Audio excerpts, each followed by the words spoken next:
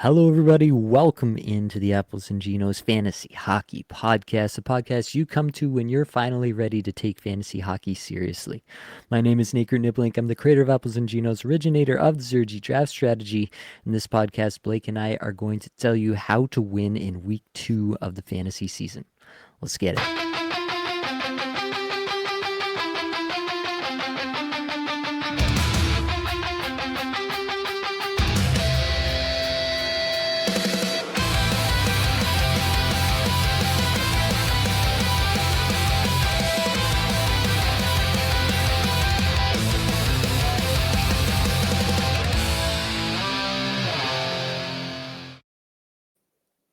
And of course, I have your friend and my best friend. It's Blake Creamer. Blake, how are you feeling tonight? Nathaniel, I'm so happy to see you, my man. This is our first actual waiver wire show of the year, and this is one of my favorites. We got a lot of good segments here. We got a lot of good information. I'm stoked to get into it with you, buddy. We got to keep the energy high. You with me on this, Nathaniel? We're absolutely going to keep the energy high as one possibly can at 12:25 a.m. Oh, damn. On a Saturday morning. Hedging already, as we do. Well, let's not waste any time, Blake. Let's get into some Newsies. Yeah, we got the news, and you want to hear it here first, folks. All right, this is incredible stuff. We got lots of stuff going on here. Pyotr Kochetkov is dealing with an injury for the Carolina Hurricanes. So it's Freddie Anderson time. Uncle Freddie. What happened to Uncle Freddie? He's a full go. All right. I think Freddie Anderson's a good ad until we hear more because we don't know exactly what's going on with Kochetkov there. So check it out. See if Freddie Anderson's on your wire. Good 0G target. Next up, I hate this. All right. This hurts me. Josh Norris had a non-contact injury in the first game of the season, Nate. Oh, God. Why can't we have nice things? We can't. I mean, what is this? Non-injury or non-contact, that's the worst kind of injury, right? Yeah, this guy was dealing with like an abdominal tear or something like that last year. And it sounds like it's kind of a similar injury, but it's not the same one. So that even sounds worse to me. I don't know what the hell's going on. So we're waiting for an update, but with his history, it doesn't sound good. I think, Lindy Ruff didn't sound too, positive with the outcome there. So I'm expecting that Norse is going to probably it's going to be week to week, right? But it's just week to week. I mean, I'm still on the Josh Norris train. I can't quit the man. I think that, just put him in your IR. If you got IR, I think I'm not dropping Josh Norris. Like, I got IR in all my leagues, so I'm putting him in there. He can sit in there. He can marinate, right? He can power up, right? Because when he gets healthy, this man's going to pop off at a 65-point pace, folks. Believe me, it's going to happen. But it's just going to be delayed a little bit. You with me on this, Nate? Yeah, I think we're excited for what he can do if he can ever stay on the ice for more than 13 minutes at a time. I mean, you and I are definitely together that we don't really buy into the injury narrative. And then something like this happens. And what the hell can we even say? Okay, yeah, Josh Norris is made of glass. He is. All right. But damn it, he's a good player and a good person. So I don't know. Hopefully he gets healthy soon. Maybe it's not as bad as we think. Fingers crossed. All right. Sticking with Buffalo, Zach the Butler Benson. He's also dealing with an injury that he suffered in practice. Sounds like a cut of some kind. So Norris, Zach Benson, and Owen Power, the Power Glove, they missed practice on Friday as well. But we just got to wait for word on Benson and Power to see if they're going to be in the lineup there. There's potential for Saturday. Next up, Jonathan Drouin got a 1-game suspension after a cross-check to the face of Connor Dewar. He probably deserved it, all right? Drouin, very nice person, all right? Not great at hockey, but, you can't cross-check people in the face, Drouin. What are you doing? I think that, does he even get penalties? I don't know what his penalty count is, but this guy's he's a muffin out there. So I don't know if Dewar did something to get Drouin to cross-check him in the face, it was probably pretty bad. So anyways, I don't know. Someone's going to get moved up to line 1, power play 1. I'm hoping it's Shabanov, right? The 9-minute man. Nate, what do you think? Does anyone benefit in one game? Does anyone get a look here with the Islanders, and do we care? Yeah, I don't think we care. It's one game. It's on a super heavy Saturday. Every team in the NHL is playing. I don't think there's anything to move here. You basically just bench Drouin for the game, and you're playing somebody else in your lineup, and you get him back for the next game. Every party has a pooper. All right, I was excited about the Islanders. Nate's just dousing the flames. That's fine. Let's move on. Jake Wallman is still out. He missed game 1 with the Oilers there. He's not going to play Saturday either. He's still dealing with an injury. So, yeah, just keep an eye on that. He should be good to go soon, hopefully, because he's definitely a good fantasy asset. Moving on, Blackwood, Mackenzie Blackwood is there's a chance he might not travel with the team here next week. So we're looking at Scott Wedgwood, the atomic wedgie. Have you ever had an atomic wedgie, Nate? I mean, I'm not sure exactly of the classification there. I've had some pretty intense ones, but that seems like another level. Okay. So I was always the guy giving the wedgie, and I'm not proud of that. Okay. But you're a little bit proud of that. Well, no, I mean, because karma, right? I mean, it will come around. Eventually, someone's going to give me a wedgie so hard, they're going to pull the band over my head. They're going to rip the band. I'm going to get, I don't even want to get into the details. Yeah, I was going to go there, but yeah. I was going to say the word anus, but I don't know. Anytime you get the chance to say the word, it's out of context, but it's fine. Anyways, get Scott Wedgwood. He's a solid ad. You can get probably 2 games out of him next week. I think he's a good ad. Colorado looks really good, and Wedgwood looks really good to boot. So it's a nice piece there. San Jose, Michael Misa and Sam Dickinson could both play Saturday. Dickinson, I think, is confirmed to make his debut on Saturday. Michael Misa is the head coach there, said he's going to get in pretty soon. So I think there's a chance he plays Saturday. But yeah, there's some interesting pieces there. Like I think there's a pathway to some minutes for Misa on the Sharks, just because, they're the Sharks, right? And I think they're kind of just rolling with it. They're out there having some fun, and Misa's a good piece. So just something to watch. Something to watch too, Sam Dickinson, if he gets some power play time. I think Klingberg did pretty well in the first game there. I think he played like 21 minutes or something. He got an assist. So I think Klingberg's probably locked in on power play 1 for now, but Dickinson could take a ride there at some point, I would think. And then lastly, Vinny Tro, he's being evaluated after not being able to finish Thursday's game there against the Sabres with an uppy body injury. Vinny Tro, say it ain't so. He'll be fine, folks. All right. You can't hurt steel. Okay. But for now, if he can't play, obvious benefactor, Alexis Lafreniere, he'll get moved up to power play 1. Mike Sullivan has said as much, like he wants to get the guy some power play time. So if he's out there and we do find out that Tro's injured, I think Lafreniere has some value. But that's it for the Newsies, Nate. We got to talk about the schedule, the first schedule attack of the year. Let's get to biz. All right, let's attack that schedule. 54 total games played this week. It is a normal week. Let's run it down. Monday, we have 10 games. Tuesday, we have 8 games. Wednesday, 4 games. Thursday, 11 games. Friday, 4 games. Saturday, 13 games. And Sunday, 4 games. This actually shapes up to be a really, really nice streaming week with a normal amount of games played. So get your pencils out and let's get to biz here. The early week is especially nice here with the Monday 10 games. There's a solid chance you're going to have an open spot here or there throughout your lineup, so you can get somebody in there. It is kind of backwards because usually what you'll get is Tuesday as a heavy night, Thursday as a heavy night, Saturday as a heavy night, and then the Monday, Wednesday, Friday, Sunday as being the off nights, but we get Monday as a heavy night here and Tuesday as an off night. So it's a little bit inverted that way from what we would normally expect, but there's a pretty good chance, as I mentioned, that you get players in on any day you want in the early week, the Monday, Tuesday, Wednesday. So gonna lend itself to a lot of really interesting options early in the week. And even if you get sniped on a streamer, there's probably somebody else from another team that you'll be able to fit in. There are no teams that have a Sunday, Monday back-to-back because we only have the Rangers and the Capitals going on Sunday, so neither of those teams play on Monday, so you don't get any extra benefit from streaming anybody on the Sunday here. But we have 4 teams with the Monday, Tuesday back-to-back to open the week. That's Minnesota, Nashville, Tampa, and Toronto. And we have 1 team with Tuesday, Wednesday. Those are the actual off nights to open the week, and that's Calgary. We have 3 teams with Wednesday, Friday off nights, Chicago, Detroit, and Utah. And then we have 5 teams with Friday, Sunday off nights. Again, we have Chicago, Detroit, and Utah, but we add Vancouver and Washington if you're looking to avoid that heaviest day of the week on the Saturday with 13 games. All in all, as I mentioned, terrific week for streaming. Let's dig in a little bit more, though, Blake. Let's lower some expectations for the worst teams to stream, maybe teams that you might want to drop some players from. My expectations couldn't be any lower. All right, no, that's not true. Actually, what am I talking about? All right, we got to lower those expectations, folks.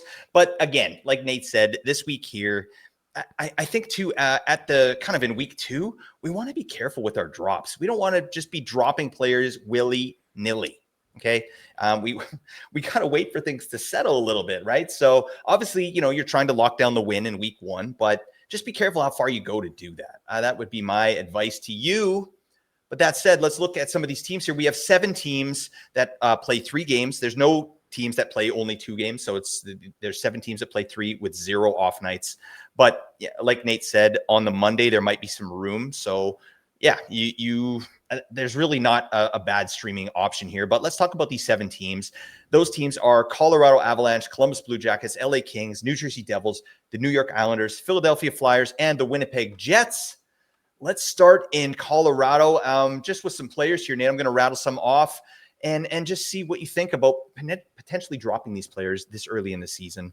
Let's start with a trio here that I think should probably stay on your roster, but I'd love to get your thoughts here. Devin Taves, Arturi Lehkonen, who's power play 1, and grumpiest man on earth, Brock Nelson.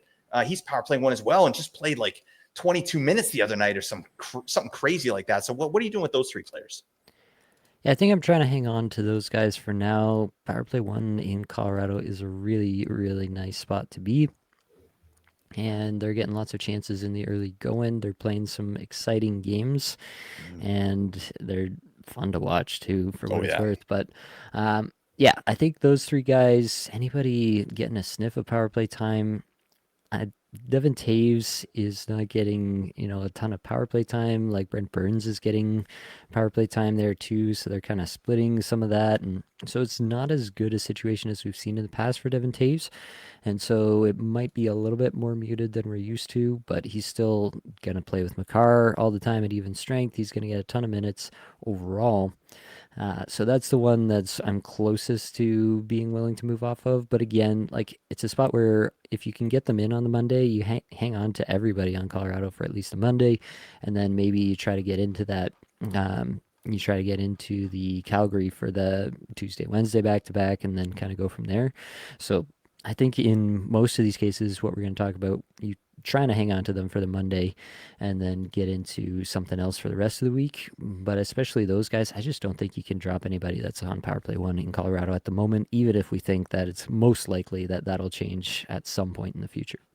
Yep, totally agree. And we should say, I mean, it makes sense, but all 7 of these teams play on the Monday, right? So Yeah. if you get them in on the Monday game, don't drop them until Tuesday, right? You just get a free game out of the player. So don't do anything crazy, folks. But sticking with Colorado, Gabe Landeskog is a player that I am interested in potentially dropping, not just because of the schedule, but because of the deployment so far this season. He's on power play 2, and he's had a couple the games look good. Like he looks good out there and he's playing the second line, but the deployment's terrible. Like he played something like 11 minutes the first game and 13 the second. What are you doing with Gabe Landeskog? Like, is that a player that you're kind of riding out just to see if he does make his way up to power play 1, or even just the even strike minutes come up, or are you kind of kicking him to the curb now?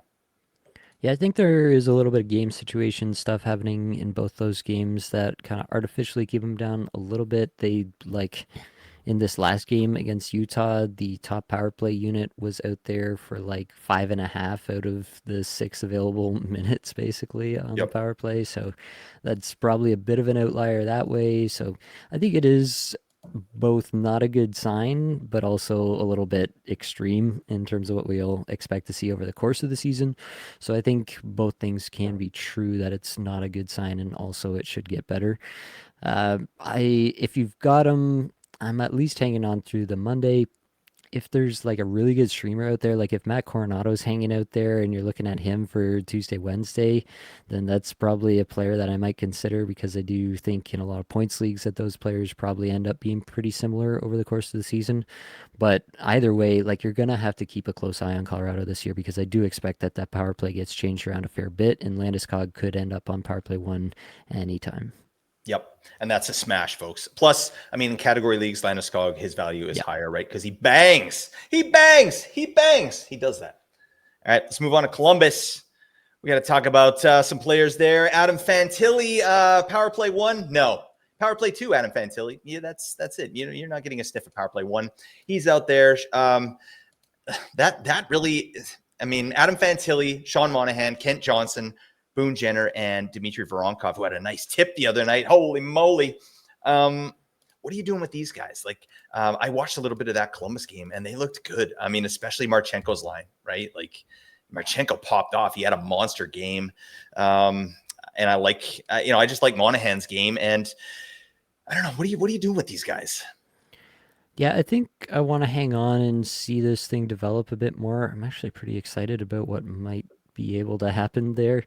After one game, Kirill Marchenko leads the NHL in both individual scoring chances for per 60 at 31.46 Is there and shots per 60 at 27.96. So, yeah, suffice it totally to say, sustainable?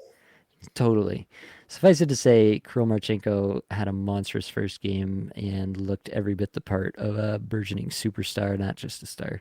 So that's exciting for anyone getting exposure to Marchenko, alongside obviously the elite play that they get from Werenski on the back end. Fantilli is going to be a situation where until something changes, he's not going to get that power play 1, it looks like. It wouldn't shock anyone to see him get that at some point. I think that's the long-term plan for the team, but at this point in time, I don't think he's there. If he is really the last player on your roster, like if it's a 10-team league, then definitely you can think about dropping Fantilli. But if you drafted him like in the 10th round, like a lot of people did, I think you're probably hanging on to see how things settle, especially, we might be talking about this on Sunday and he just dropped a Hattie on Saturday. Like, that could be a whole nother conversation by the time we have that. So, yeah, we have very few data points with which to make major changes at this point. And if you drafted Fantilli expecting to hang on to him, then you're probably hanging on to him here. Yeah, I think that's a really good point. And Fantilli's a good example of one of those players, right? It's like you drafted him, so let him cook, right? He's had one game. He's not getting the deployment we wanted, but we kind of knew that going in, right? Yep. We hoped that he would get power play 1, but he's not getting it, and he might not get it for a long time. So are we good with that? I still think that he's a valuable player, and he should take another step here this year. So I'm with you there. Voronkov, I think it could be a drop if need be. Like that's not a guy that people are rushing to the wire to pick up, but I think people would probably pick up Fantilli if he dropped him. So something to think about there. But yeah, I'm holding on to Johnson. I'm holding on to Monahan as well. So I think that all makes sense to me. Let's move over to the LA Kings. We're looking at Drew Doughty, Anze Kopitar, Big Kuzi, Andrei Kuzmenko, Brant Clark, and Alex Laferriere. I think there's some more options here for potential drops than the first two teams that we mentioned. Yeah, to be honest, I am not strictly attached to any of these players. I think you can absolutely drop them if you need to. Drew Doughty being highly regarded in fantasy circles in the year of our Lord 2025 is a mystery that I will never understand. He's not on power play 1. I don't expect him to be really at any point. Like, it's not even clear that he would be on power play 1 if they decided to go back to a 1 defense situation. Yeah, he's going to play 24 minutes, but LA is not exactly an offensive powerhouse. They're fine, but under Jim Hiller, they're going to emphasize the defensive side of the puck. I just don't see a situation in which Drew Doughty is a guy who makes a difference in your lineup this year, and I'd totally be willing to drop him if it makes a difference for your streaming schedule this week. All of the other guys, I really have no qualms about dropping. Kopitar, maybe if you have like a super high weight for assists and power play assists or something Face-offs. random like that, yeah, then maybe that's a spot where you're holding Kopitar, but again, not excited about the ceiling there. Kuzmenko, I think he can get hot, but he's also just as likely to go very, very cold and get himself off the top power play. So, yeah, it is a spot where if he's not playing in your lineup, then like if you're benching him on heavy nights, then what are you doing? I'd rather have, again, like a Matt Coronado or something like that. I view them as at least comparable and probably would take Coronado in a vacuum. So that's where I'm at on LA. Makes some sense to me. Yeah, I have Doughty on one of my teams as like a fourth defenseman. I like the minutes, but yeah, there's whatever. I wouldn't worry about dropping him. Interesting with Anze Kopitar, like last year even he was getting the 20-minute treatment. Well, first two games this year, 17:47 and 16:41. That's kind of a sign of the times, right? That's like this is a player that's, he might be kind of being minimized a little bit this year, passing the torch off to Quentin Byfield, who's had a really nice start to the season as well. So I'm into all that. Let's move over to New Jersey. Players to drop there. I mean, you're not dropping anyone in the top 6 besides Dawson Mercer, right? I don't want to wait. You ever watch Dawson's Creek? I have not. I feel like Damn we've it. discussed this before. Yeah, well, I mean, but when I say, did you watch it? I expect that the next time I ask you if you've watched it, you have watched it. So you're telling me that you didn't watch Dawson's Creek. I still have not watched Dawson's Creek. I spend all my time playing fantasy hockey, but like I don't know what you do all your time, but that's what I do. How dare you? How dare you, sir? That's fine. All right. Well, yeah, Dawson Mercer, I think he's an easy drop if you need to, right? But he is getting power play 1, so that's nothing to sneeze at, right? When you got a healthy, ready to go Timo Meyer on power play 2, yeah, it makes total sense. Let's get Dawson Mercer out there. What the hell are we doing? What are we doing? God dang it. Dawson's Creek Elite Show. Check that out. I don't think I have anything more to say on Dawson Mercer. New York Islanders. Let's move over there. Bo Horvat. I don't know. Sure, we could potentially drop him. Schaefer is out there. He had a nice little showing. This guy's going to be a real gamer, I think. Looked really good in his first game. Anders Lee, Romanov. He's your beefer du jour. And Tony DeAngelo is also on the New York Islanders. What are you doing with these Isles, Nate? Yeah, Horvat's on here. He's 57% rostered on Yahoo, which does seem kind of low, but again, it's a spot where like in 10-team leagues, you're maybe considering it because he's center only, stuff like that. So put him on the list. But yeah, I'm trying to hang on to Bo Horvat. He had 7 shots on goal, 21 minutes in the first game. Yeah, that's a spot where if you drafted him, you probably got a spot for him in your lineup. And so trying to hang on there. Matthew Schaefer is a really tough one for me right now. I really like what we've seen of him so far, but some of my fears were confirmed. 17-15 time on ice. He gets the assist, which looks good on the stat sheet, but just one shot, one hit. Like, I'm just not convinced that we're going to get a lot of fantasy relevant stuff out of him unless he just immediately vaults himself to the top of the depth chart and stays there all year. At the end of the day, he's still just like an 18-year-old kid who played 17 games in the juniors last year. Crazy. Like, I'm not saying he's not good. I'm not like I honestly think he might be their best defenseman right now, but is it still the correct thing to just like throw him to the wolves this year? I don't know. I don't think it's like a Lane Hudson situation from last year. I don't think Patrick Waugh is the coach to do that either necessarily. So yeah, I think that Schaefer's really exciting. I am still pretty unconvinced that he's going to be super fantasy relevant at any point this year. DeAngelo, on the other hand, got the treatment that we expected. 23 and a half minutes in the first game, 3 shots on goal, a couple blocks, and he's getting power play 1. So that's the DeAngelo that you drafted later on as your 4th defenseman. Probably trying to hang on to him unless you really got something better out there at the defense position. Lee Romanov is just a banger. He is an elite banger, so you do have to actually take that into account. Hits and blocks, he provides both at a really elite level. So that is a player that I'm trying to hang on to in most leagues, most banger scats leagues, especially if you've drafted him for that purpose. But yeah, I'm not going to blame anybody for dropping somebody off the Islanders. I just don't see a situation in which the Islanders are like the team that explodes this year under Patrick Waugh. So I'm not going to blame anybody if they do go and drop somebody.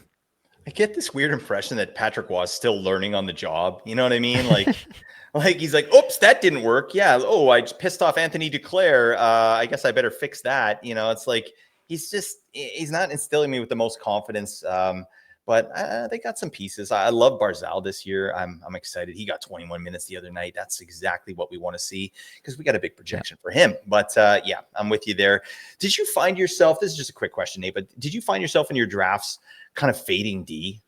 Because I pretty much did it in all cases and not on purpose. It's just the value just wasn't there until it was, you know what I mean? Until like much later on. And then I ended up with guys like Tony D'Angelo and Drew Doughty and others, right? Did you find yourself doing that this year? Yeah, definitely far more than I have in years past. Yeah. It was definitely true. Like we've talked about it a lot. Like I've been a vocal proponent of drafting D and drafting D early, but I talked about it in that article that I wrote in the Apples and Ginos draft guide this year. Um, this is kind of a felt like a really unique year in which the middle tier of defensemen all had really huge question marks, and yeah, maybe one or two of them hit and emerged from that tier to become really valuable pieces. But by and large, I don't feel that good about them. We're already seeing Shea Theodore off the top power play. That was a situation where I Harley was as well. Harley off the top power play. There are just a lot of situations that felt unsettled to me, a lot of players that I felt unsettled about just in terms of like what they might actually produce even if given the role. And so there were just a lot of spots where the D value was not there for me. And so I was trying to get, the Makar in the first round or trying Yeah. to find the Wierenski or the Hughes in the second round or something like that. But if that didn't happen for me, and if I didn't find some decent value on like the next tier, the Morrissey, Sanderson, Fox kind of tier, if I didn't get that, then I was pretty content fading guys all the way till the end. Like grab that Luke Hughes as the upside guy, and then just get some floor guys late. Yeah, that is a pretty common strategy across the 5 leagues I drafted. Yeah, me too. And it was weird. Yeah, I didn't really realize I was doing it until this last draft that I live streamed. And I was like, Hmm. yeah, all right, this is what I've been doing every draft because it just doesn't make sense to pick these guys up. So, anyways, that's good stuff. We'll table that for now. We got to get the biz. Where are we? For God's sake. Okay, Philadelphia. Let's talk about them. We got Owen, just to tip it. Trevor Zegras, Travis Sanheim, and Jamie Drysdale. I actually drafted Jamie Drysdale with my last pick in a league. What the hell was I doing? Oh God. Actually, Rick Tocchet had a funny quote. I think just today he was comparing Drysdale to Quinn Hughes. It's like, what? Like he's like, yeah, I think he could use a little Quinn Hughes in there. I can see him doing that. It's like, Talk, are you okay, man? Like, has he been fasting or something? Like his cheekbones are just getting like he's like a walking skeleton. I don't know what's happening. I'm just trashing Rick Tocchet. Anyways, talk to me about these players here on Philly. Are you interested in moving off any of them? Yeah, I mean, there's not a lot there, right? I mean, you're getting some power play time, I guess, from Tippett and Zegras. They did, for whatever it's worth, split the units pretty evenly against the Panthers here, but there was only the one power play, so I'm not ready to just say that it's a 1A, 1B split happening here. Mhm. It looks to me like the Konechny, Tippett, Zegras, Michkov, Drysdale unit is the top unit, and they'll be used as such. But I'm not convinced that Tippett necessarily hangs on to that role. I'm not convinced that Owen Tippett is that good. I know that he does stuff for fantasy that we like. He shoots and he hits, and that gets us excited, but he's never been efficient at any stage in his career. And I just think that more likely than not, there's a point throughout the season in which he just kind of gets demoted. He only skates 14:22 in this game. Jamie Drysdale is actually more interesting than I thought because he got 22 minutes and 54 seconds of ice time in this game. If Tocchet really does love him, like he could at least back end him his way into like a Tony D'Angelo esque kind of fantasy relevance. It's High praise. fourth defenseman kind of relevance, but it's still relevance. So that's more than I thought we were going to be able to say for Jamie Drysdale because I honestly have never seen it with Jamie Drysdale at the NHL level. I liked him as a prospect. The prospect stuff looked pretty good, but at the NHL level, he's never really put it together for any extended period of time. So I'm not really. There's no player on Philadelphia that I'm like, you got to hang on to it unless it's Konechny or Mishkov. Yep. And that stinks. I have Zegers on a bunch of spots as well, but I drafted him really late. So he's approaching streamer territory for me. Like if I can't see something of value here in the next little bit, like maybe after Monday, you know what I mean? Like I wouldn't hesitate to get off Zegers. And that sucks because that's a player I think can do something for fantasy. But I also think Sanheim is a good defenseman, but he's a good like third or fourth defenseman, right? And there are more of those guys on the wire that you can probably pick up. So I'm with you there. Let's finish off with Winnipeg. In terms of drops, like I think we know who the drops are. Anyone in the bottom six, but Jonathan Taves, I think, yeah, I'm not holding on to Jonathan Toews at this point, but he did get like 19 minutes the other night, which I thought was that's interesting. Like first game back, and I don't know how long it's been, like 3 years or something like that. Like, is it 3 years for Jonathan Toews or 2 or 3 Gotta years? be. Yeah. So I mean, I feel like you can drop him, but I don't know. You might have some Jonathan Toews on your rosters at times here this year as a streamer, but I'm not really high on the player. I don't know. Any thoughts on Winnipeg here? Yeah, not really. I don't think you're going to get excited about Jonathan Toews or Iafallo, who's on the top power play. We've seen Right. Iafallo be on the top power play at times, and it's just never gone well. So, Yeah. yeah, I don't think there's anything exciting out of the top line. Cole Perfetti being out has kind of dampened the only potential streamer level player that might be around You're on. forgetting Gus Nyquist. All right. Come on. Am I, though? Yeah, I think you are. You're Okay. disrespecting the man. You put some respect on that man's name and you do it now. All right. Well, Okay. yeah. Suffice it to say, I'm dropping Winnipeg players. There you go. All right. I think we're in agreement there, and that feels fine. But, buddy, that's it. We got to get into a little segment we like to call Crossing the Streams. Yes. Yes, man. I've missed this, Nate. I'll tell you that. I mean, the frequency in which Nate and I get to cross the streams in the off season is not to my liking. Okay. It's just not the way it is in the regular season here. But we did have one good chance this summer, Nate. It's an interesting story. Do you mind if I tell it? Go ahead. Thanks, buddy. Yeah, I'm not sure how many people know this, but Nate and I, we actually did a book tour to Finland this offseason to promote the Apples and Ginos Fantasy Hockey Guide. Yeah. Apparently we're really big over there, and Nate, it was a surprise to Nate and myself. I mean, the Finnish people, they're well known to have amazing taste, right? They're very intelligent people. So it makes some sense, right?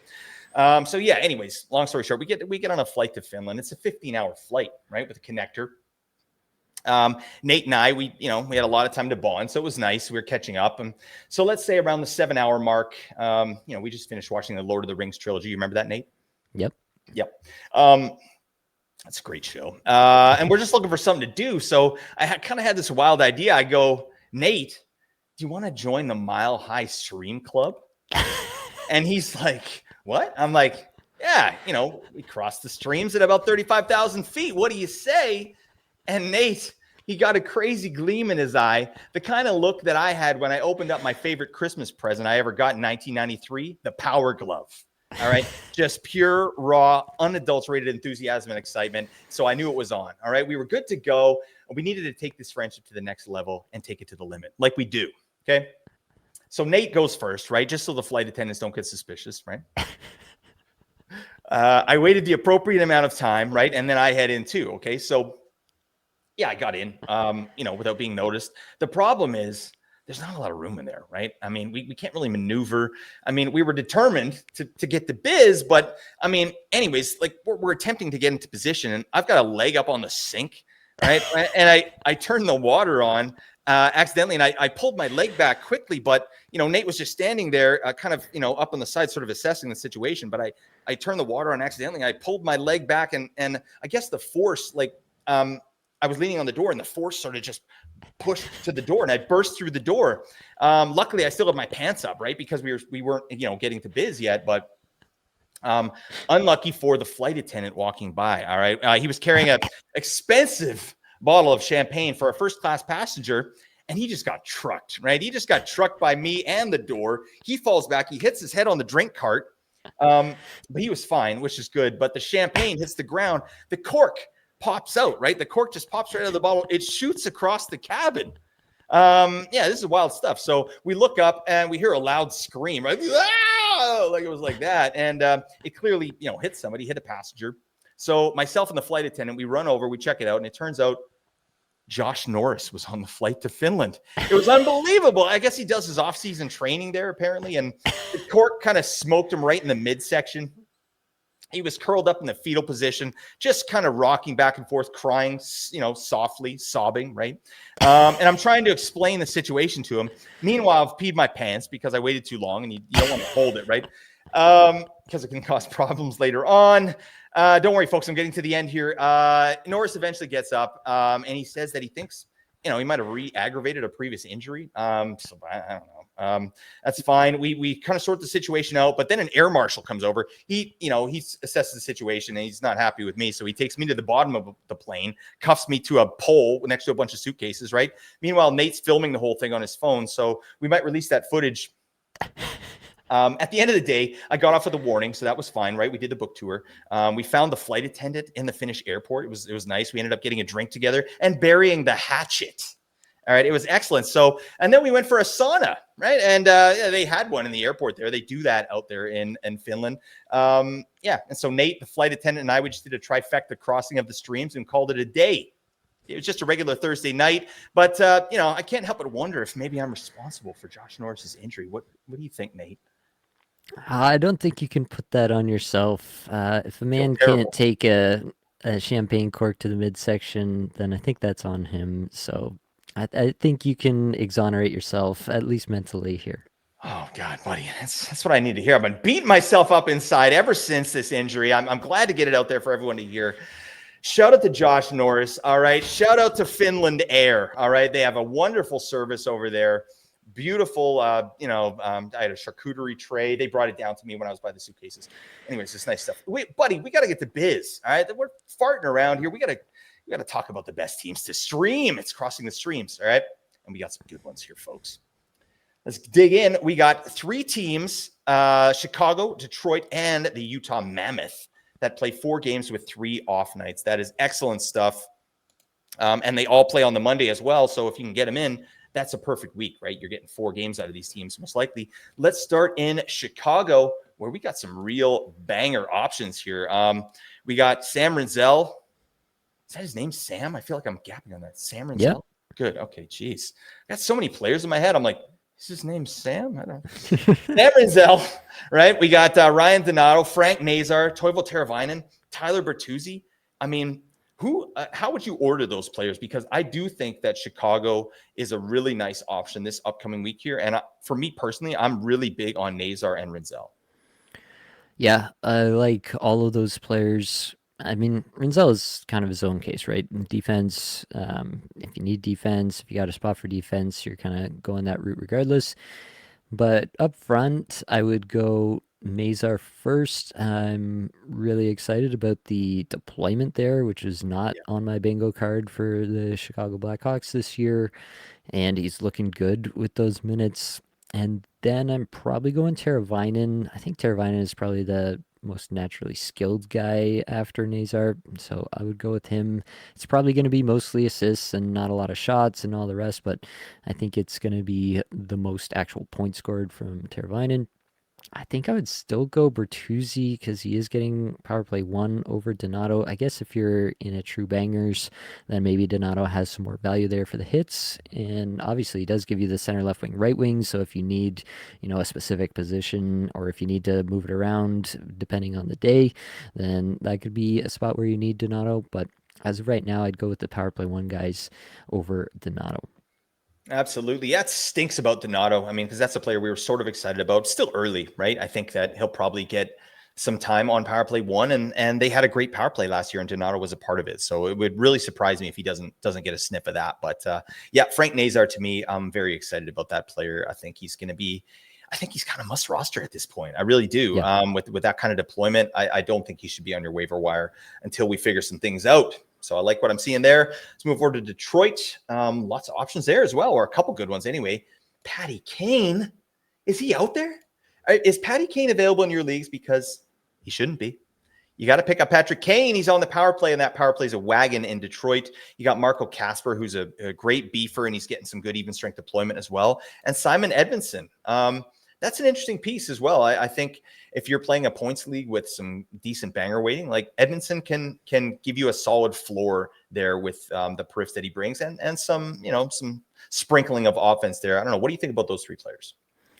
Yeah, obviously Patrick Kane, 47% roster on Yahoo should be much higher. I have him projected for around 70 points this year. I don't know exactly where it is, but yeah, crazy to me that he's not being respected more. Over 18 minutes in the first game. He's going to get the deployment, going to be electric on that power play once again. Marco Casper didn't actually get like a ton of minutes in this game, 14 minutes, 41 seconds, 5 hits though. I think in Bangers Cats is where he really shines, probably a 40 to 45 point player without top power play. So rank him accordingly for your league, I guess. And Edvinsson, yeah, like the banger stuff is going to be solid for him. He had 2 shots, 3 hits, 3 blocks in this game, skated 23-14. Basically, what we expected to see from Edvinsson. I'm not expecting a huge point ceiling here, but I am expecting him to pile up some blocks and be respectable in hits and decent in shots as well. So, definitely a very streamable defenseman when they have a great schedule like they do this week. Yep, for sure. Do you think that Edvinsson is the insurance for Mo Seider if Seider gets injured on power play 1? Or do you think it'll be like Gustafsson? Is he still even on the team? No, I think honestly, I think they might go Sandy Pellikka there even before Edmondson. Sandy Pellikka skates 22-34 in this game as well. Like I they like that. let him have a ton. I'm still not convinced that he sticks on the team all year, but I think Sandy Pellikka is the power play 1 quarterback of the future there in Detroit. So I think they would probably try to give it to him if they ran into trouble. I just don't expect that power play to struggle for any real length of time. Just the chemistry that they've built over the last number of years, the setup ability of both Kane and Raymond really keeps that thing humming. Absolutely, buddy. All right. Utah's the other team that has 4 and 3. And yeah, some options that should still be available. Nicky Schmaltz, the underrated Nick Schmaltz. We talk about him every single year. We probably will this year. Do you think he gets over 50% this year, Nate? Nick Schmaltz? I doubt it this No, year. Even not the I'm year. more down on Nick Schultz than I usually am. So yeah. Yeah, so we got Nick Schmaltz out there. He is getting power play 1, so that's nice. Center, right wing, dual eligibility. Played 1940 first game, so yeah, deployment's good. But yeah, I'm with you. Like just with more options there in Utah, feels like he's gonna be the one that's kind of feels the squeeze a little bit. You got Sean Dursey. He is the insurance, I think, for Sergachev if he gets injured on power play 1. So Dursey is a good offensive defenseman in his own right. And then McBain. Let's get silly. Jack McBain. He's out there as well. I mean, yeah, he's a banger option, but I mean, what's your appetite for some of these Utah Mammoth? Yeah, I think it does still depend for McBain, especially like he was the fill-in for Hayton on that top line with Keller Yep. and with Schmaltz. So if he continues to skate there, then obviously he's got a little bit more upside there. In the meantime, like he's gonna provide a ton of hits and do the rest of it for you. So I like McBain, especially in Bangers Cats for this week. Nick Schmaltz, yeah, as long as he's getting 19 minutes a night and playing with Keller at even strength and on top power play, like you expect him to continue what he has been doing there. I think he's a good streamer for this week. I just don't know if Nick Schmaltz is going to stick on my roster as he has in years past and when he's put up, that close to 70-point pace. So that's the caveat with Schmaltz. I do think he is just a streamer more so this year than in years past. I do think is just so much talent there that they're going to try some different things at different points throughout the season. He probably gets himself shuffled off. Contract is coming up, and I'm not sure that he necessarily extends there or if he tries to move on. So I think he might just end up by the end of the season being the odd man out. I do like Dursey as well, similar to Edvinsson in some ways. I think a little bit more offensive potential, at least for Dursey, especially on this Utah team that I think is a lot better at even strength than Detroit is. So that's a plus in Dursey's category. Nick Schmaltz, we hardly knew ye. Oh, buddy, I hate to hear this. Yeah, I don't know. If Nick Schmaltz went to another team for some reason, he would not even have the same kind of opportunity that he does here in Utah. So, yeah, I think we're looking at probably a 50 to 60 point player this year, maybe 65. Nick Schmaltz, come on, buddy, you can do it. All right, let's move on to the next set of teams here. Minnesota, Vancouver, and Tampa Bay all play 4 games with just 2 off nights. So that's not too shabby, right? Minnesota, they have a back-to-back Monday, Tuesday, so that's kind of a nice start to your week. Then they have a back-to-back Friday, Saturday. So we're looking at Marco Rossi, who should really be rostered at this point, with his even strength deployment there with Cap and Boldy. What the hell? That's excellent. Boldy looked insane the other night. Obviously, Cap's doing Cap things, but Boldy could be in for a big one this year. Anyways, that's neither here nor there. I like the exposure to those guys for Rossi. You got Tarasenko out here, and you got Middleton as well for your bangers. Who's your Huckleberry in Minnesota? Yeah, I think you got to go with Rossi for the even strength deployment, but it is worth noting that Tarasenko was the guy on top power play over Rossi. So it was Tarasenko, Joel Eriksson, Matt Boldy, Kirill Kaprizov, and Zibuim on the back end. So Tarasenko is a fully legit option as long as he's hanging on to that deployment. I don't know that he hangs on to it forever, but as long as he's there, I'm into it a Pretty little bit. nice. I don't think Tarasenko's like done. I think he's definitely many steps back from his prime, but I think there are a lot of players in the league that could thrive in a power play one situation like that. I think Tarasenko has just enough juice to make good on that for a streamer week, and it might just be this week. Jake Middleton, yeah, for bangers, definitely he does that, hits and blocks, so he's a good option this week as well. He Julianne's. He does it all right. Shout out to Middleton. I work with a guy named Brett Middleton, and I keep wanting to call Jake Middleton Brett Middleton. So it's very difficult. I thought I'd share that with everybody. Anyways, let's move on. Terrible. Vancouver is the other team, one of the other teams, 4 games, 2 off nights.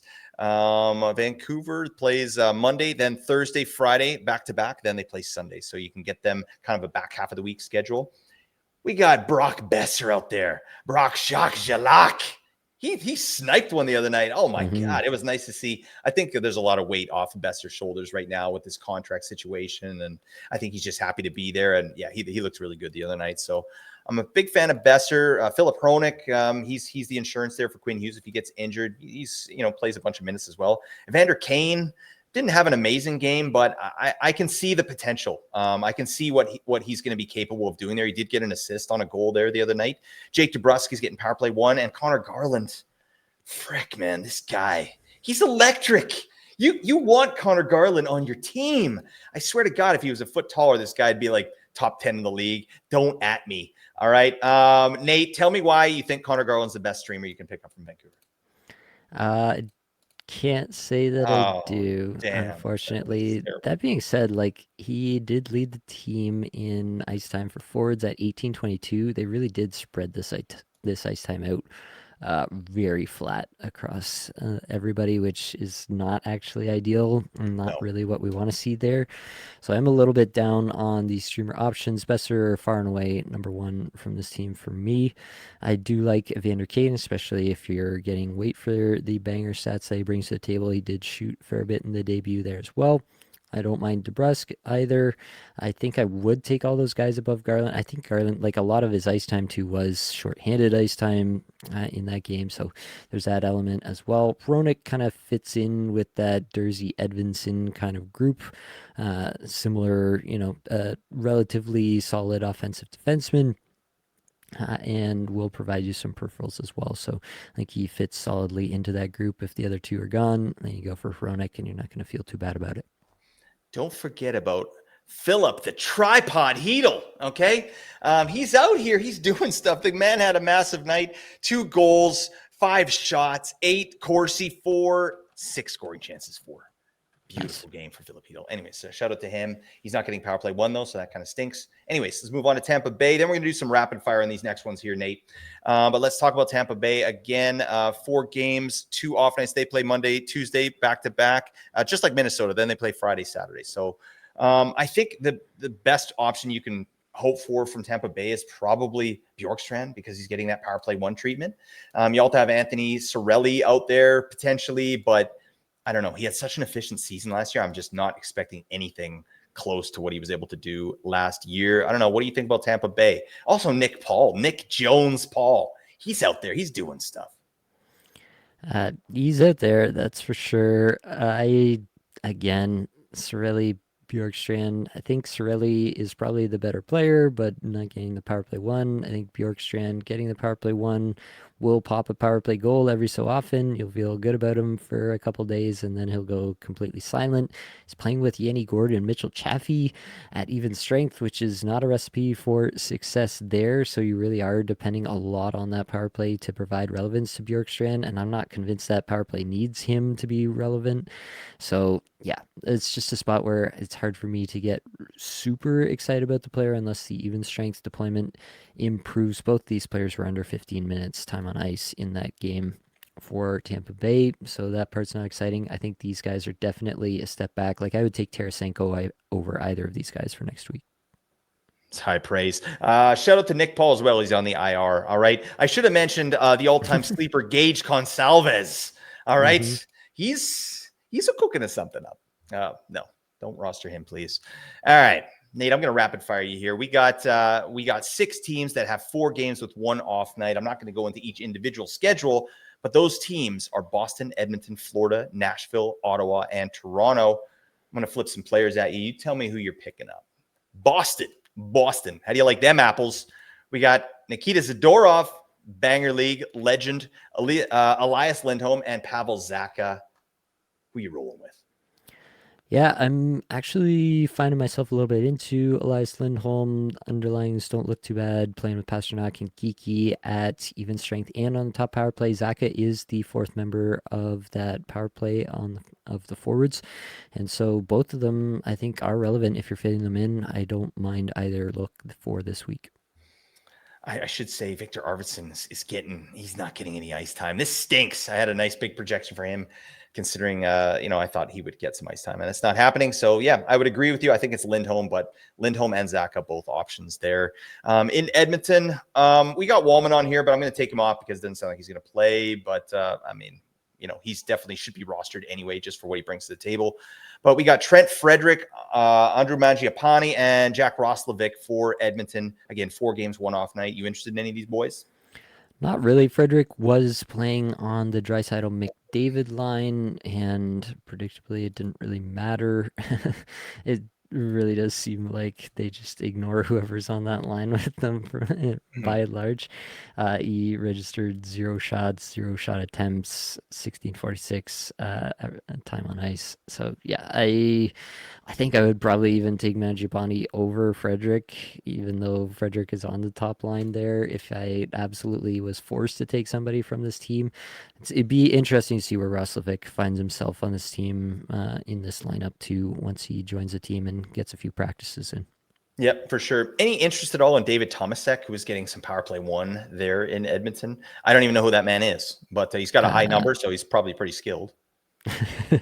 I have pretty much no interest there. It's like if like we've talked about how Zach Hyman's role on that power play is super low IPP, not really involved, just exists to screen. So take the Zach Hyman role, which is pretty limited in terms of the percentage of the overall pie that you're getting, and then apply it to a much worse player, and you get David Tomasek. Ew. All right. Let's move on. We got to talk about the Florida Panthers again. 4 games, 1 off night, and we got some bits and pieces here. Anton Lundell, I think, should be at the top of the list. He's getting that top 6 deployment. He's not getting power play 1 yet. They're rolling Reinhart, Bennett, Marchand, and then 2D with Jones and Ekblad there right now. So that is going to cap Lundell. If Lundell can find his way on a power play 1, that's going to be a hit for sure, because he's done it before. I think there's some juice there. So I like him. What else we got in Florida? Mikkola, yeah, I think he's coming back. I guess I think he was injured. I have to check on that. But if he is Played in the healthy, game, yeah. he did play. Okay, so he's obviously a good beefer option for you. I mean, there's other guys there, but like Louis Starnin, right? He's playing in the top 6. Maki Semiskevich, I should mention him as well. He's not getting the minutes, but that's a guy that showed out in the microstats last year. Any interest in those guys? Evan Rodriguez, let's throw him in there as well. Yeah, it's really just Lundell that I have the most interest in at the moment. Simiskevich had a nice little game, but not a lot of minutes, and yeah, not playing with the kind of players that you would think might lend himself to more scoring, Evan Rodriguez and Jesper Boqvist. So yeah, I am mostly just interested in Lundell because we've seen proof of concept there before, and he's playing with Reinhardt at even strength. Mikkola is a strict bangers option. Got it. I like that. Let's move over to Nashville, the Predators. Johnny Marchessault, Ryan O'Reilly, or Fedor Svechkov? You didn't put him on the list, Nate. How dare you? Just for you, buddy. I wanted to see how incensed you'd be. Marchessault's still top power play. They did try some weird lines for what it's worth. The Bunting Marchessault hollow line did score. I am I'm struggling already to be excited about what Nashville's doing, but I think that Marchessault should be rostered Yep. for this week for sure in most situations. Like, he is a guy who tends to shoot at a high clip. 1753 average time on ice, more than Steven Stamkos. So definitely, if he's out there, he should be rostered. O'Reilly getting 1916 in that game. Had a nice little backhand roof job from in tight. That was Yep. pretty nice to see on the power play there. So I like both of those players actually for a stream this week. Yep, absolutely. And then in deeper leagues, you get yourself some Vader Svechkov. All right, do it. All right, he's gonna get 40 points. All right, that is not going to help you at all on your fantasy team. All right, but that's fine. You got Luke Evangelista out there as well. He's probably going to play the next game. I'm interested to see what he does, but that's just a watch list thing. Over to Ottawa, we got Dylan Cousins. I think he's got to be rostered. He's on power play 1. Claude Giroux, the Pinto Bean, Shane Pinto, and Fabian Zetterlund, who had a monster 8 hits in his first game there playing on line 1 with the Senators in game 1. What do you think about these boys? Yeah, I really like Shane Pinto. He's like literally was not a part of the power play at all last year. Batherson is out at the moment, and Pinto is directly replacing him on the top power play, and he's getting to biz to boot. So I really like that for Shane Pinto. Batherson is potentially coming back at some point throughout this week, so that does kind of throw a wrench into things. But for what it's worth, Pinto is still on the power play in as of practice today, the 10th, as we're recording. So for what it's worth, Pinto probably gets at least one more, if not a couple more games on that top power play. So maybe get the early week in with Pinto. Cousins is up there. He shoots and hits a bit. So, and he's on the top power play as well. So that's a good look as well. Drew, Zetterlund are only pretty deep league options for me at the moment. There you go. And then your Toronto Maple Leafs are the last team here with 4 games and 1 off night. How do you like Matias Michelli? Did he look good the other night? He looked pretty good to my eyes. I think they might move some players around. If Steven Lorentz comes back, then Max Domi doesn't have to play center anymore, and they might try Domi in place of Michelli. So just the fact that it's not locked in necessarily, like he didn't have, a 3 assist game or something to like lock himself into that spot. So we'll see. I think that's definitely still up for debate who's going to be there. And so for that reason, I'm probably looking elsewhere for somebody who's a little bit more assured for this week. McCabe is there for bangers. Bobby McMahon has a much more assured role on the second line right now with Tavares and Nylander. So yeah, he gets hot and then he goes completely silent. So if you get him on the right week, he might be a decent stream in some deeper leagues, but you're going to have to be very selective about that. Okay, I like that. All right, there are 3 teams that play 3 games with 2 off nights: Anaheim, Calgary, and Washington. I'm not going to go through all the players here, Nate. I want you to give me one player from each team that you're interested in, starting with Anaheim. I mean, I'm going to talk about Cutter Gauthier here. What he did in that first game was pretty exciting to me. It was pretty exciting to me just to see what Joel Quenneville did with the deployment here. Cutter Gauthier second amongst all Anaheim Duck forwards in time on ice, 19 minutes, 16 seconds. Piles up shots to boots. I think the Gauthier explosion is coming sooner rather than later, and the early returns on that time on ice are really exciting for that player. I love that. I'm taking McTavish, buddy. Give me Mason McTavish with the massive 20-minute game. I think he's going to see some stuff there. But yeah, we got lots of options on the Ducks, and Nate will talk about that in a little bit here with some of our dream streams in the Hold Me segment, which we'll get to shortly. Calgary, who you like in Calgary? I think we've alluded to this already. Yeah, in Calgary, it's got to be Matt Coronado getting some power play one time as he did last year. That seems to be pretty locked in. The even strength stuff we're still figuring out, but they have at least given him some looks with Huberdeau and Kadri. I hope that's where he lands for the majority of this season, and if that happens, I do think he has some pop-off potential. Yep, me too. I love Coronado this year, although he missed like a ridiculous open net with like the other night. I was watching the game like, oh no, it's Coronado, and he just whiffed it like straight wide. Yeah, he's a little rusty there, but he should be good to go. And then Washington, who do you like for the Capitals? For the Capitals, I like some Connor McMichael here. He's really the only option if you're looking to stream amongst the forwards. You do have Veravari and Matt Roy on the back end for some banger streams as well. You bet, buddy. I love that. All right. Why don't you talk to us about the Apples and Ginos Patreon, Nate? It's a beautiful, thriving community where you can just, get to biz at fantasy hockey, and that's what we all want to do, isn't it? That is what we want to do. For a couple of dollars a month, you can join the supporter tier.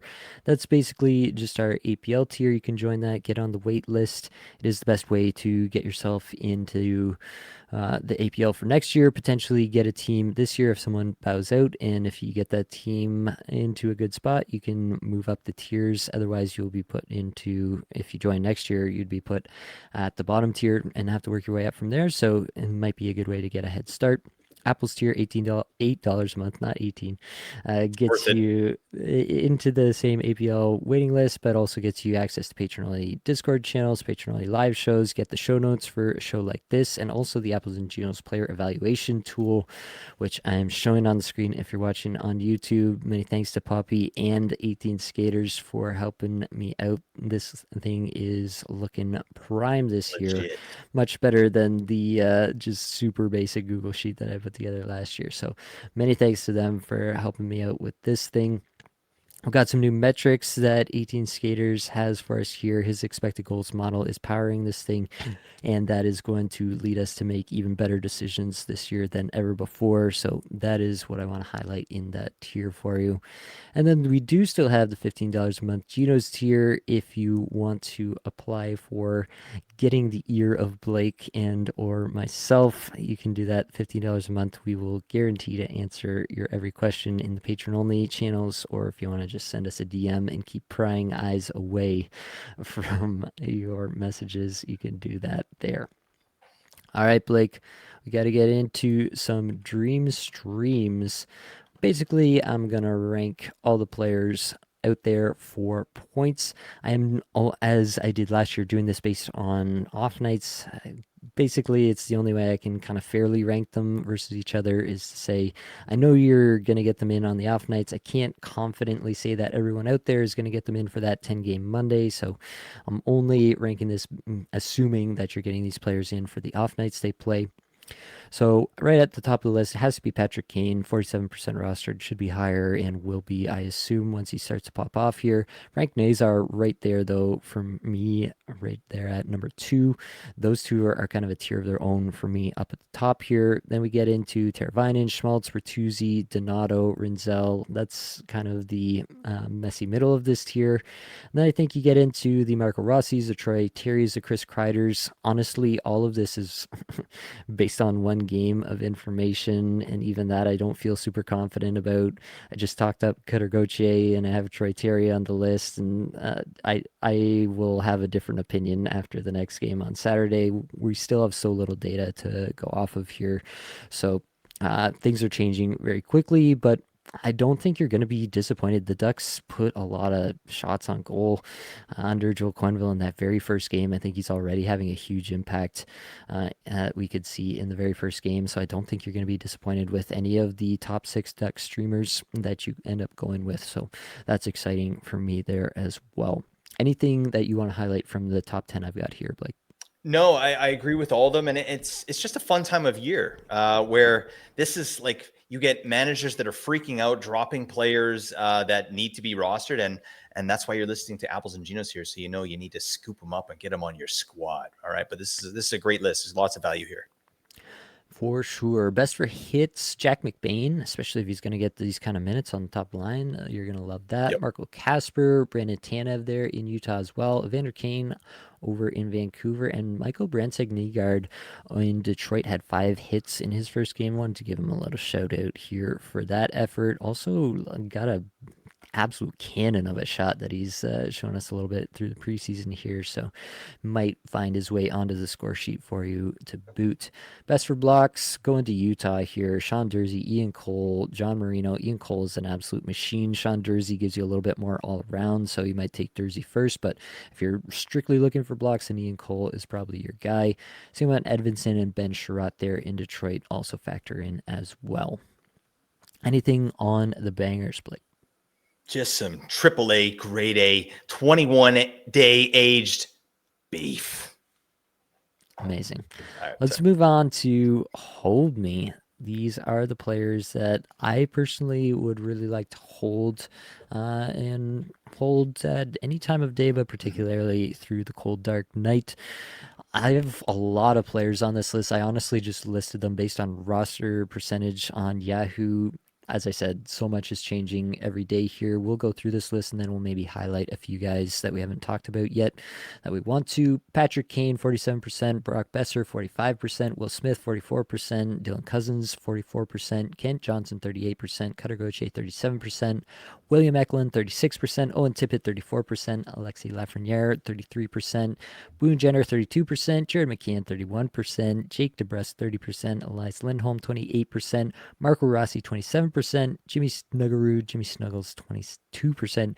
Trevor Zegers, 21%. Leo Carlson, 21%. Frank Nazar, 20%. And Chris Kreider, 20%. I made it through, Blake. Talk to me about one of these players, please. Hell yes. There's lots that I like. Frank Nazar at 20%. I think that's going to be rocketing up here pretty quick. I'm excited about that player. Definitely think he's a must roster, but I mean, so many of these are. I mean, I'm not really into Owen Tippett there. I'm like you, Alexis Lafreniere as well. Not really interested. Boone Jenner is one I want to highlight, and obviously I'm a big Boone Jenner guy, but with power play one and what he's able to do. And then I like him over on the left side there, and that deployment, he's getting even strength in Columbus as well. So I think that's a sneaky little pick. And I don't think that percentage is going to go way up here this year. I think that's going to be a guy similar to Nick Schmaltz that just hovers under, 50% for the year, and you can snag him and pick him up for your squad. Yeah, I'll highlight a few names here. Will Smith, obviously up there at 44% already, but did get 20 minutes, 34 seconds in the Yeah. first game here. I think it's rocket ships for Will Smith this year, as I've alluded to a few times on the pod already. Do like Alexi Lafreniere a little bit here, especially if Trocheck does miss a little bit of time, then you might see some power play time, and that would obviously be pretty exciting. Jared McCann, low-key, had like the best deployment game of his life under the new coach He must here have been in sucking Seattle. wind out there. Like, what is this? 19 Yeah. minutes? What am I supposed to do? 18 minutes 24 seconds is what he ended up at. Had a goal there as well. So yeah, we might get the Jared McCann a year late here. So I like that as well. Frank Nazar, as we've already mentioned. All right, under 20% rostered. We got another list here. Let's rattle them off. Matt Coronado, 19%. Troy Terry, 18%. Alex Laferriere, 16%. Teuvo Teravainen, 14%. Ryan O'Reilly, 13%. Dmitry Voronkov and Oliver Bjorkstrand at 10%. Who do you got here, Blake? It's got to be Coronado. I mean, and we're also big Troy Terry people here, but he didn't get the deployment we wanted in game one there. And that's, I mean, it's one game, right? So Yeah. we got to keep an eye on that. But I mean, you and I both have big projections for Troy Terry. I think he's the best offensive player on the team. He should be running house. So just keep an eye on the box scores there in Anaheim. I think it's Coronado and Terry all day. Yeah, I want to highlight Terry here as well. 1628 time on ice here, but 14.5 individual scoring chances, 4 per 60. So he did generate the scoring chances that we want to see there. I am super excited about what Anaheim might be able to do offensively under Quenneville. I know it's one game, but the early returns get me even more jacked up. Sub 10% rostered, Tyler Bertuzzi 9%, Pavel Zacha 9%, Shane Pinto 8%, Kyle Palmieri 4%, and Jonathan Drouin 4% as well. Blake, who do you like here? The Pinto Bean, we got to do it. I think he's going to be great. He didn't touch power play last year. He was used strictly like a penalty kill, kind of shut down center. So if he's getting more offensive opportunity, even if he gets bumped at power play 2, I still think, now we're looking at a 50 to 55 point player that is going to have decent periffs. So I'm into Pinto. Absolutely. I want to highlight Kyle Palmieri, 20 minutes, 39 seconds in this game with 8 shots on goal. If Patrick Waugh is going to give this guy 20 minutes a night, like he's going to have a fantasy relevant year and nobody's going to roster him. So that's a look as well. Let's move over to defense where we have Jake Wallman at 49%, Sam Renzel at 40%, Tony DeAngelo at 16%, Philip Hronik 37%, Chris Letang 33%, Travis Sanheim 20%. Talk to me about the D, Blake. Give it to me, Neil. Talk to me about the D. Here you go, buddy. I'm sorry. I like Sam Renzel. I really do. I think that guy's going to be viable this year. Lots of deployments, some blocks came out of one of the first games there. I thought that was interesting. I'm just watching that player for sure. I think he should be rostered. So yeah, shout out to him. I do want to shout out Chris Letang as well. I mean, guy's been left for dead, but there's still some gas in the tank, I think. Chris Letang getting power play one was not on my bingo card, so him being there to start the year gives him that little boost to get him back into relevance for me. So as a fourth defenseman, I don't hate that. Renzel is obviously the guy with the most upside on this list, but D'Angelo obviously will be a functional fourth defenseman as long as he's on power play one and getting 23 minutes a night.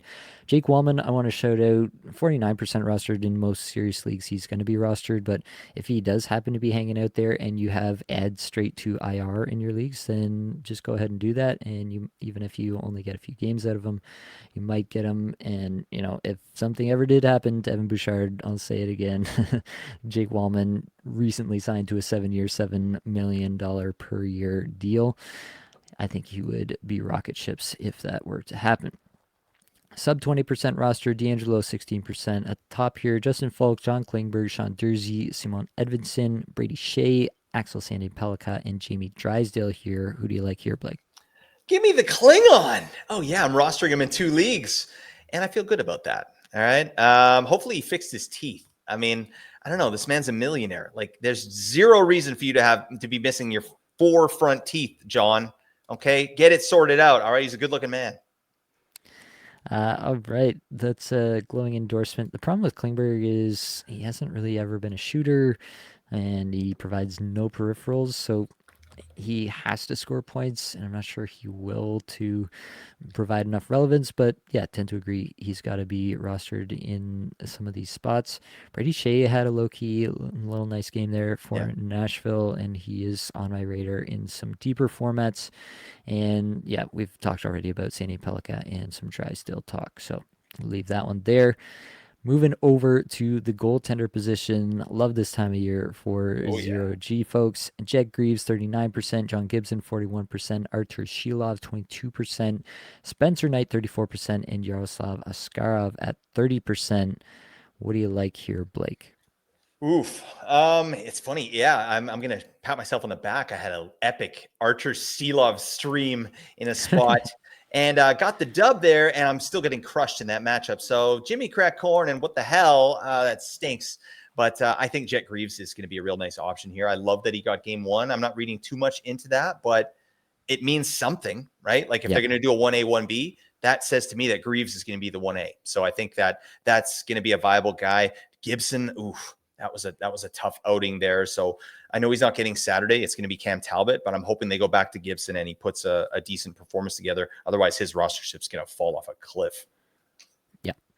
For what it's worth, I was listening to the PDO cast, Dmitry Filipovich and Kevin Woodley together, and they were just raving over Jet Greaves in a similar vein as Dustin Wolf. So yeah, I'm pretty excited about Jet Greaves and excited about my call of him being the Zero G goalie of the year back in June of this year. So 25% rostered, so Shilovs qualifies here. Also, Alex Lyon getting probably most of the starts here for Buffalo with UPL out. Daniel Vladar got the opening night start over Samuel Urson, so that's something to monitor. And then Charlie Lindgren, most likely, I think, still going to split some starts with Logan Thompson, but something to monitor there. Are there any of these guys that you're considering rostering, Blake? Give me Shilovs. Like I think he'll be a spot start here. I mean, if he puts some games together, like what? Of course, Malkin's doing his thing again at the beginning of the year, just smashing everybody. This guy's got 5 assists and they've got a couple victories. So yeah, I think until they start playing like crap, which will probably happen, I think Shilovs is viable. All right, that brings us to the head-to-head streamer deathmatch. Blake, are you ready to engage in another year of deathmatchery? You know, it's not too bad for me. I'm 2-0 in this series here. So the question really is, Nathaniel, are you? Well, I think if you're on YouTube and you see the determination in my face, then you will know that I'm fully ready for this. So the way that we've got it is I will pick my streamer first on odd number weeks, and Blake will pick his first on even number weeks. Week 2, I'm being told, it's just coming through to me in my earpiece here, it is an even number week. And so, Blake, you have the first pick. Yeah, no, I appreciate our producers. They're on top of this stuff, so that's great. Nate, I'm gonna roll with Frank Nazar, Frank the Tank Nazar. I love the 20 minutes. I love the power play 1. Let's get to biz. All right. I think that is the correct pick, to be quite honest with you. Under 25% rostered on Yahoo. That's really the guy that's sticking out among the teams with 4 games played next week. Myself, I will go with Anton Lundell. I like that lineup alongside Sam Reinhart at even strength. So hopefully he can feed a few passes over to Reinhart for some one-timers, and we can get to Biz. If you have made it this far in the episode, you should click the link in the description. Join the Discord community. Come talk fantasy hockey with us all day and all night, every single day of the season, even on days of the season which the NHL inexplicably schedules 0 games. Like, rate, review, subscribe, comment, whatever you can do to help us out there. We really do appreciate it. But that is going to be all that we've got for this episode. Hopefully, it brought you some value, helped you get a little bit better at fantasy hockey today. All the advanced stats you heard today came from Natural Stat Trick, terrific free resource. Many thanks to Matt Creamer for supplying music for the podcast. That's it, folks. Much love.